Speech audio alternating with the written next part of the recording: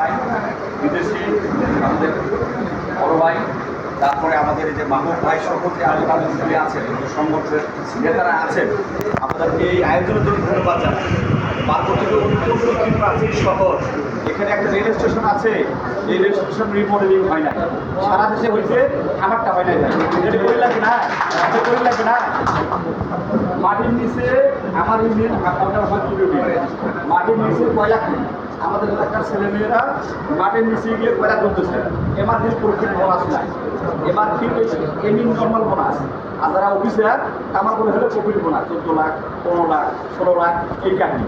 তো বহির্বিশ্বে যে খনিগুলো আছে সেগুলোতে রুলস অ্যান্ড রেগুলেশন হলো, যারা জমি দান করে তাদেরকে 10% হারে প্রফিট বোনাস দেওয়া হয়।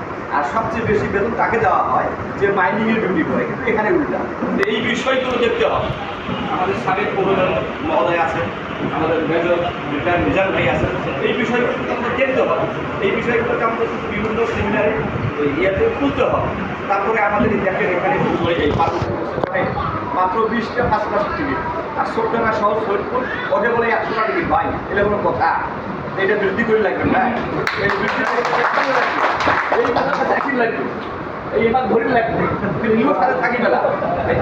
আমরা অত্যন্ত আনন্দিত, আমরা আজকে অত্যন্ত খুশি হয়েছি যে ঈদের পরের দিনে ভাই আয়োজন করেছেন। মাধব ভাই সেখানে আছেন, ওনারা আছেন, এবং আমাদের চৌদ্দ নেতা সাবেক মৌলভী উনি এসেছেন। এখন আমরা ওনার কথা শুনব। আমরা পার্বতীপুরের উন্নয়ন সংস্কার চাই।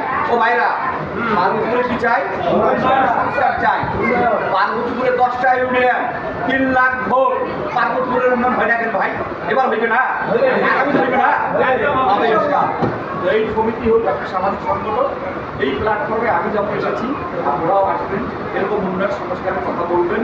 আমরা কাঁধে কাঁধ মিলিয়ে এই পার্বতীপুরকে সমৃদ্ধ করবো, এই পার্বতীপুরকে একটা উন্নয়নশীল উপজেলা, মডেল উপজেলা গড়ে তুলবো ইনশাআল্লাহ। এই বক্তব্য শেষ করলাম। আসসালামু আলাইকুম।